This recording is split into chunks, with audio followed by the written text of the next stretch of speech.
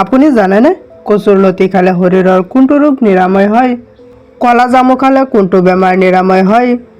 কোনটো আহাৰ বেছি খালে কম বয়সতে মানুহ বুঢ়া হ'বলৈ ধৰে? খাদ্য খোৱাৰ পিছত কি কৰিলে শৰীৰ যথেষ্ট ক্ষতি হয়? এনে ধৰণৰ আৰু কিছুমান নজনা প্ৰশ্নসমূহৰ উত্তৰ জানিবলৈ আমাৰ লগতে ভিডিঅ'টোৰ শেষলৈকে থাকিব বুলি আশা ৰাখি ভিডিঅ'টো আৰম্ভ কৰিছোঁ।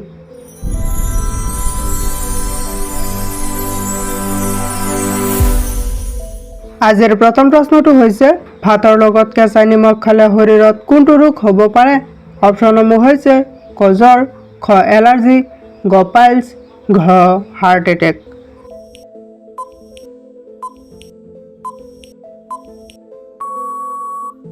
ইয়াৰ ভিতৰত শুদ্ধ উত্তৰটো হ'ব অপশ্যন ঘ হাৰ্ট এটেক। পৰৱৰ্তী প্ৰশ্নটো হৈছে কোনটো জন্তুৰ গাখীৰত দৈ উৎপন্ন নহয়? অপশ্যনসমূহ হৈছে ক সিংহনী, খ ছাগলী, গ গৰু, ঘ উট।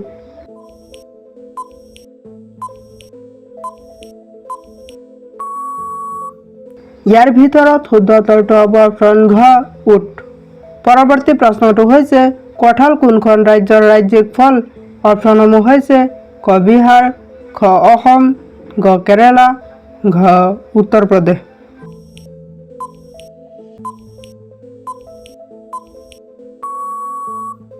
ইয়াৰ ভিতৰত শুদ্ধ উত্তৰটো হ'ব অপশ্যন গ কেৰালা। কঁঠাল কেৰালা ৰাজ্যৰ ৰাজ্যিক ফল। পৰৱৰ্তী প্ৰশ্নটো হৈছে শৰীৰত কোনটো বেমাৰ হ'লে হাতৰ তলুৱা ঘামিবলৈ ধৰে? অপশ্যনসমূহ হৈছে ক ডায়েবেটিছ, খ ডায়েৰিয়া, গ জণ্ডিছ, ঘ কেঞ্চাৰ।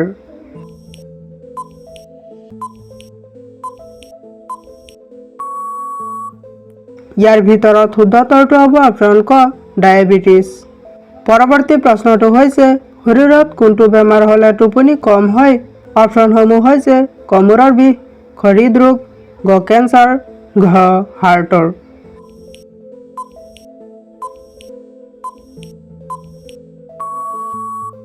ইয়াৰ ভিতৰত শুদ্ধ উত্তৰটো হ'ব অপশ্যন ক আৰু খ মূৰৰ বিষ আৰু হৃদৰোগ।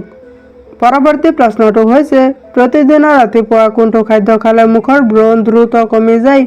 অপশ্যনসমূহ হৈছে ক ভাত, খ আপেল, গ কণী, ঘ বাদাম।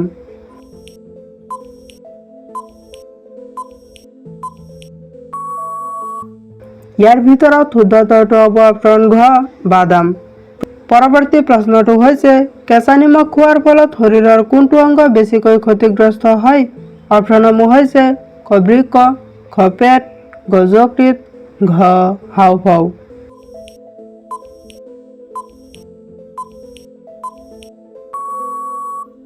ইয়াৰ ভিতৰত শুদ্ধ উত্তৰটো হ'ব অপশ্যন ক বৃক্ক। পৰৱৰ্তী প্ৰশ্নটো হৈছে খাদ্য খোৱাৰ পিছত কি কৰিলে শৰীৰৰ যথেষ্ট ক্ষতি হয়? অপশ্যনসমূহ হৈছে ক খোজ কাঢ়িলে, খ বহি থাকিলে, গ শুই পৰিলে, ঘ থিয় হৈ থাকিলে।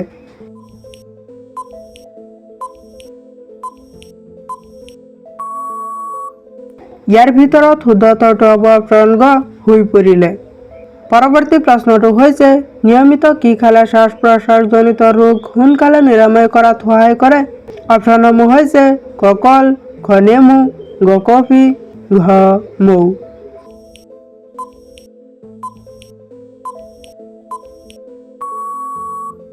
ইয়াৰ ভিতৰত শুদ্ধ উত্তৰটো হ'ব অপশ্যন ঘ মৌ। পৰৱৰ্তী প্ৰশ্নটো হৈছে আমাৰ শৰীৰৰ কোনটো অংগই বায়ুৰ পৰা পোনপটীয়াকৈ অক্সিজেন লাভ কৰে? অপশ্যনসমূহ হৈছে ক কৰ্ণিয়া, খ হাঁওফাঁও, গ যকৃত, ঘ ছাল।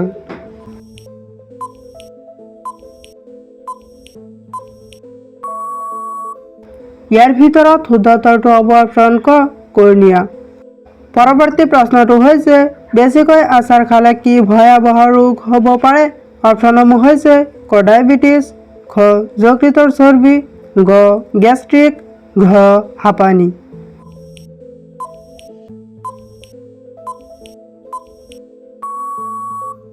ইয়াৰ ভিতৰত শুদ্ধ উত্তৰটো হ'ব অপশ্যন গ গেষ্ট্ৰিক। পৰৱৰ্তী প্ৰশ্নটো হৈছে তৰমুজ খালে আমাৰ শৰীৰৰ কি উপকাৰ পোৱা যায়? অপশ্যনসমূহ হৈছে ক হাড়, খ ছাল আৰু বৃক্ক, গ চুলি আৰু কাণ, ঘ দাঁত।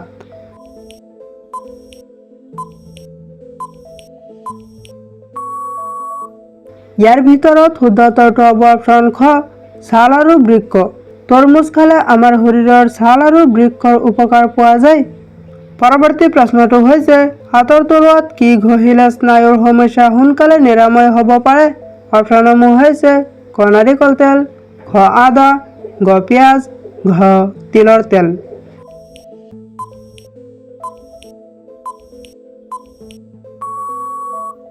ইয়াৰ ভিতৰত শুদ্ধ উত্তৰটো হ'ব অপশ্যন ঘ তিলৰ তেল। হাতৰ তলুৱাত তিলৰ তেল ঘঁহিলে স্নায়ুৰ সমস্যা সোনকালে নিৰাময় হ'ব পাৰে। পৰৱৰ্তী প্ৰশ্নটো হৈছে খালী পেটত কি খালে আমাৰ শৰীৰৰ তেজ পৰিষ্কাৰ কৰে? অপশ্যনসমূহ হৈছে ক নেমু পানী, খ আদাৰ ৰস, গ কেঁচা হালধি, ঘ পিঁয়াজৰ ৰস।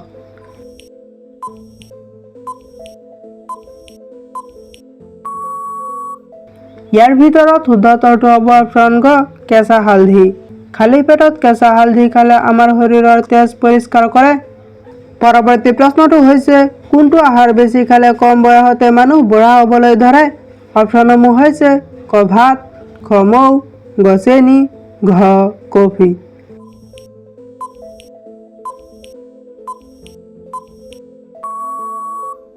ইয়াৰ ভিতৰত শুদ্ধ উত্তৰটো হ'ব অপশ্যন গ চেনি। চেনি বেছি খালে কম বয়সতে মানুহ বুঢ়া হ'বলৈ ধৰে।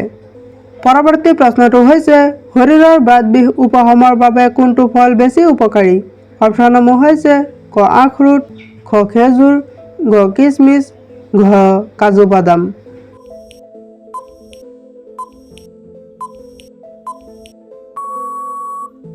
ইয়াৰ ভিতৰত শুদ্ধ উত্তৰটো হ'ব অপশ্যন ক আখৰোট। পৰৱৰ্তী প্ৰশ্নটো হৈছে 8 ঘণ্টাতকৈ বেছি টোপনি মাৰিলে শৰীৰত কোনটো ৰোগ হয়?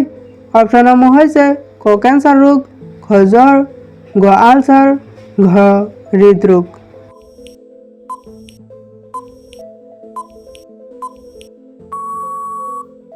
ইয়াৰ ভিতৰত শুদ্ধ উত্তৰটো হ'ব অপশ্যন ঘ হৃদৰোগ।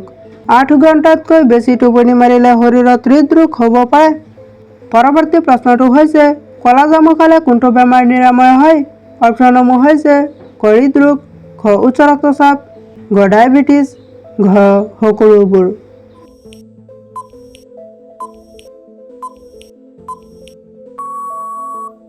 ইয়াৰ ভিতৰত শুদ্ধ উত্তৰটো হ'ব অপশ্যন ঘ সকলোবোৰ। পৰৱৰ্তী প্ৰশ্নটো হৈছে কচুৰ লতি খালে শৰীৰৰ কোনটো ৰোগ নিৰাময় হয়? অপশ্যনসমূহ হৈছে ক জণ্ডিছ, খ ডায়েবেটিছ, ঘ কোষ্ঠকাঠিন্য, ঘ উশাহ লোৱাৰ কষ্ট।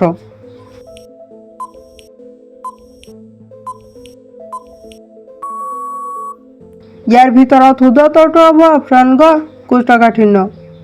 আজিৰ একেবাৰে শেষৰ প্ৰশ্নটো হৈছে ভাৰতৰ জাতীয় চৰাইবিধৰ নাম কি?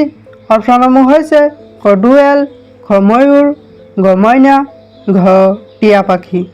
ইয়াৰ শুদ্ধ উত্তৰটো আপোনালোকে কমেণ্টত দিবলৈ যত্ন কৰিব। ভিডিঅ'টো শেষলৈকে দেখাৰ বাবে ধন্যবাদ। যদি ভিডিঅ'টো ভাল লাগিছে তেনেহ'লে এটা লাইক কৰি দিব আৰু যদি এনেকুৱা ধৰণৰ আৰু কিছুমান নজনা প্ৰশ্নসমূহৰ উত্তৰ জানিব বিচাৰে তেনেহ'লে আমাৰ চেনেলটো ছাবস্ক্ৰাইব কৰি ৰাখিব। Thank U.